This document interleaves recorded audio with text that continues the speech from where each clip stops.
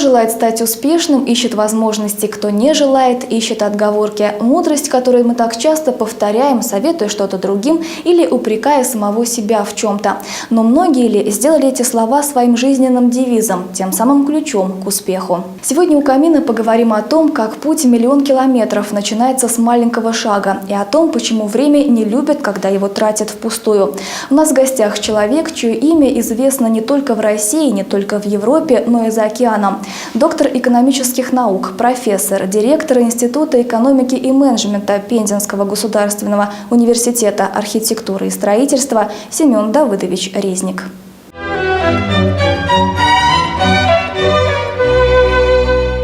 Семен Давыдович, здравствуйте. Спасибо, что этим утром нашли для нас время и согласились на встречу. Семен Давыдович, я хотела вас поздравить с выходом вашей новой книги, вашей автобиографии, и вы ее посвятили своей маме. Я когда прочла первые страницы, посвященные вашим родственникам, у меня такое сложилось ощущение, что я с ними заочно познакомилась со всеми. Когда вы начали собирать вот такие интересные данные о своих родственниках и когда вот эту родословную начали составлять? На самом деле это не автобиография, а это книга на примере моей жизни, но она рассказывает о многих людях, которые были рядом в тех или иных важных для жизни человека и для жизни общества ситуациях. Но я всю жизнь старался анализировать, оставлять какие-то следы, хотя это не всегда получалось. Но фотографии я в молодые годы любил сам делать. Это сейчас пошел, тебе все сделали. А то надо было фотографировать, проявлять, закреплять, сушить. И у меня все-таки сложился какой-то альбом детских фотографий, студенческих фотографий. Даже будучи студентом. А сейчас не знаю, я смотрю, как мы были в колхозах, совхозах, как мы строили, как мы жили в общежитиях. Это же воспоминания определенные для себя, для моих друзей. Но когда задумался ближе к своему юбилею, 70-летию, это было 2-3 года назад, задумался и подумал. Я сейчас не все помню, я уже был маленький когда-то, а старший брат на 6 лет старше. И я его попросил рассказать о родителях, об отце, которого я не видел, он погиб в том месяце, когда я родился, о бабушках, о дедушках. А я подумал, если я в такой ситуации, хотя, казалось бы, я интересуюсь и родными, и друзьями, я подумал, а что же дети мои будут знать, а что внуки будут знать. И прежде всего я задумался, что им надо оставить какое-то такое свидетельство жизни, чтобы они знали свою родословную, своих родных, близких и так далее. Это первая сторона, но она оказалась не самой главной. А самое главное, что мне довелось на такие этапы жизни пройти. Во-первых, я учу студентов быть самостоятельными. А я сам с 16 лет оказался один. Приехал из Киева в Пензу по справочнику. Ни одного знакомого, ни одного родственника. И то, через что я прошел в молодые годы, мне показалось, что это будет интересно многим молодым людям, которые хотят быть самостоятельными и себя кормить в жизни, и добиваться успеха. Во-вторых, так сложилось, что я хорошую получил менеджерскую школу. Я всю жизнь был и есть менеджер. Руководил отделом в крупном научно-исследовательском институте в Москве. Я уже 37 руковожу кафедрой управления. Я возглавляю 20 лет институт управления. У меня была Академия юных менеджеров и другие управленческие структуры. Значит, это кому-то должно быть интересно. Много же людей в эту сферу идут, хотят. Чего им с нуля все?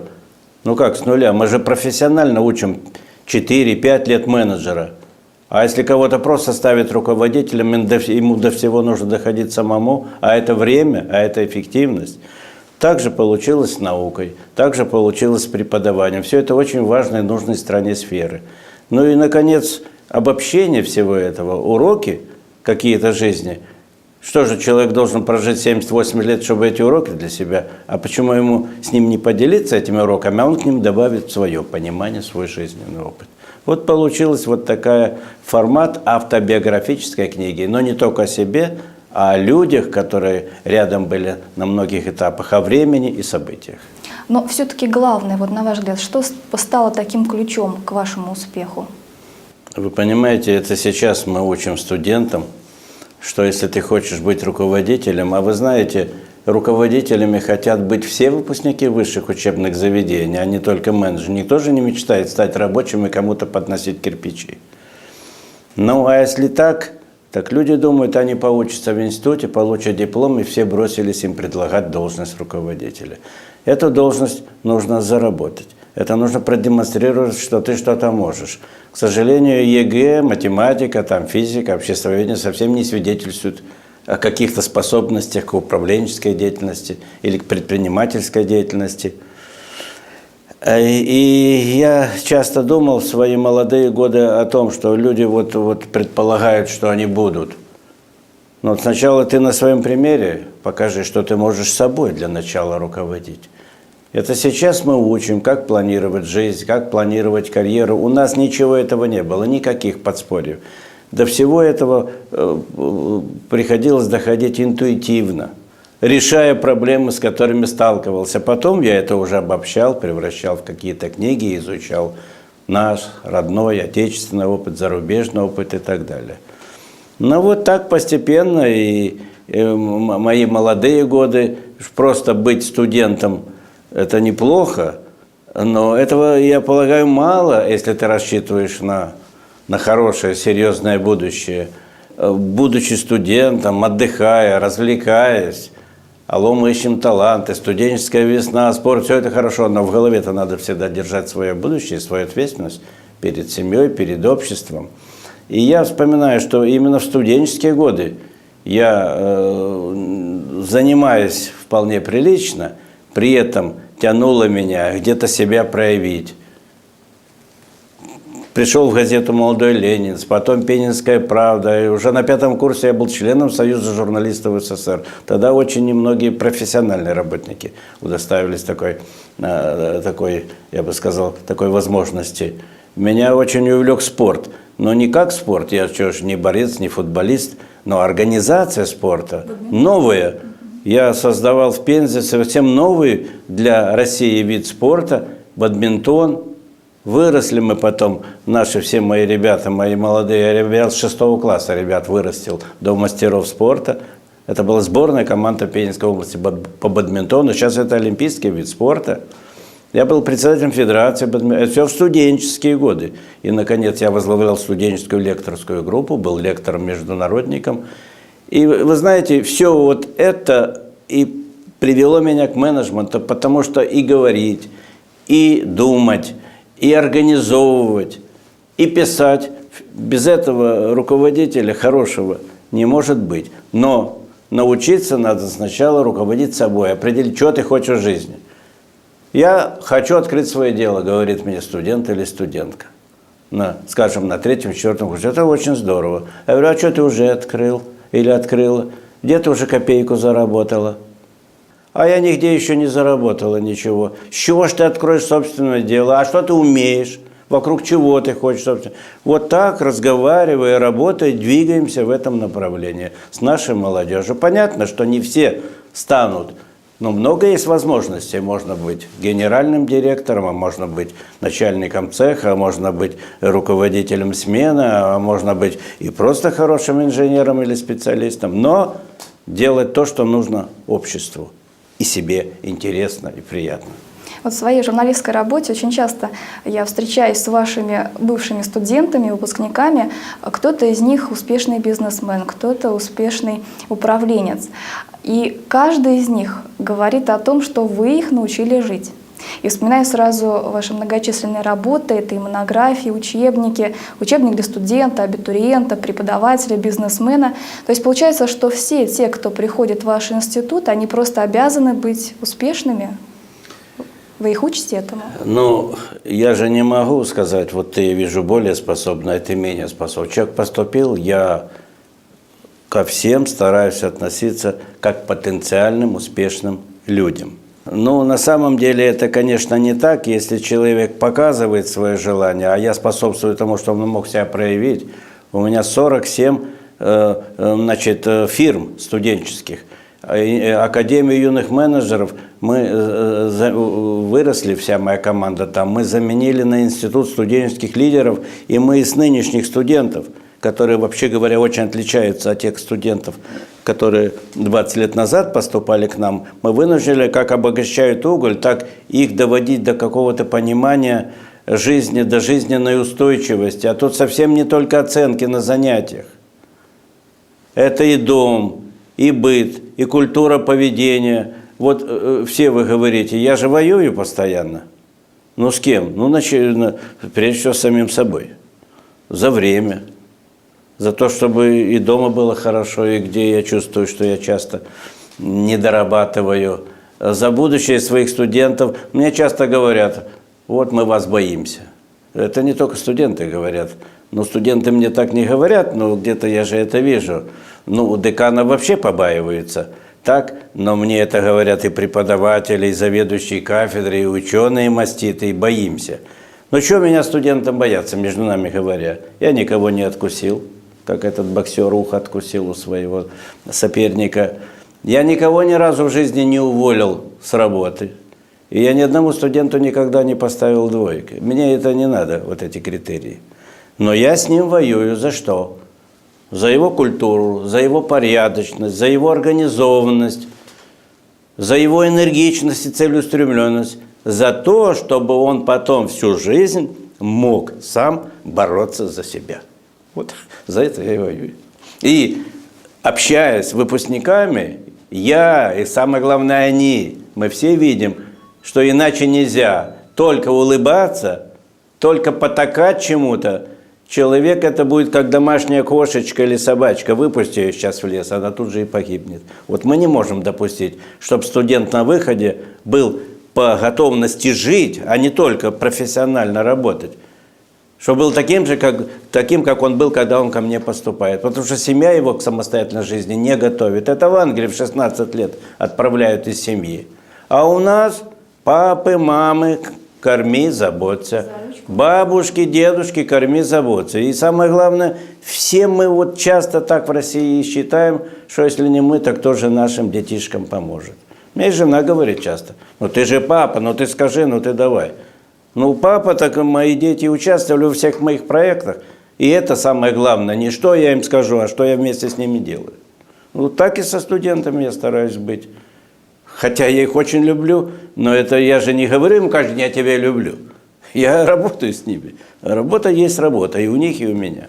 И отсюда возрастает престиж вашего института, ведь вы готовите управленческие и экономические кадры не только для региона, но и страны в целом. Ваши выпускники ведь и в разных регионах, и за рубежом. Наши выпускники в разных регионах, есть и за рубежом. Мы с Галиной Александровной вот буквально 2 недели назад вернулись из Соединенных Штатов Америки. Поводом было вручить вот эту книгу старшему брату, как-то морально его поддержать, побывать на могиле у моей мамы, которая умерла в 97 лет в полном сознании. Она была центром коммуникаций, дружбы с соседями, с другими людьми. Ее все очень любили, мы очень надеялись, что ей 100 лет исполнится, но не получилось.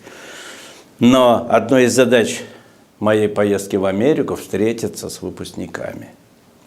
И вот когда я встретился с Артуром Аганезовым, он первый вице-президент крупной консалтинговой компании по инвестициям, по ценным бумагам, встретился с его женой, встретился с племянником, все они активно работают. Но надо же понимать, что это непростой труд. Тебе никто никуда не делает планов повышения квалификации. Ты каждый раз должен сам думать, ты нужен фирме или не нужен. У тебя есть шанс продвигаться или задержаться, или закрепиться. Поэтому это большая ответственность и напряжение. Работают много, работают интенсивно. Артур мне говорит, Семен Давыдович, при всей моей вот самой высокой должности, меня, как и другого, всегда может ожидать бумажка. В ваших услугах больше не нуждаемся. Поэтому мы вынуждены постоянно думать, работать над собой и так далее. То, что вы нас заставляли ценить время, планировать жизнь, крутиться и вертеться, теперь мне это очень помогает. Ну, а, кстати, надо сказать, что наши студенты, приходя в вузы, и это отмечают очень многие, они не конкурентно ориентированы. Они совсем не знали, а многие до сих пор и не знают, что, получив диплом, только начинается борьба за себя, и это будет всю жизнь. Не сумеешь за себя бороться, тебя отставят в сторону. Кто-то другой будет зарабатывать, кто-то другой будет реализовывать свои проекты. Поэтому очень большое внимание мы уделяем, первое, конкурентоориентированности, чтобы он понял, что жизнь – это борьба. А второе, чтобы мы его обучили технологиям борьбы за себя в жизни. Мне говорят, вот как вы все успеваете? Да ничего, я все не успеваю. Не все никто не может успеть. А кажется, что я все успеваю только потому, что есть у меня такое интуитивное качество выбирать главные приоритеты. А у студентов мы учим, как выбирать приоритеты. А вы планируете все не только по работе, но и в семейной жизни? Вот у вас есть какой-то четкий план, по которому вы следуете? Не в семейной жизни, а в семье. И в домашнем хозяйстве. И как вести дом? Дворяне вели свой дом. У них была приходно-расходная книга. И дети учились жить по средствам, а не так, как мы порой в семье. Там многие женщины своим мужьям говорят, что тебе тут планировать, неси деньги, я уже разберусь. Ничего не разберется. Богатые быстро потеряют свои деньги, если они не будут анализировать, планировать, если у них не будет семейной бухгалтерии.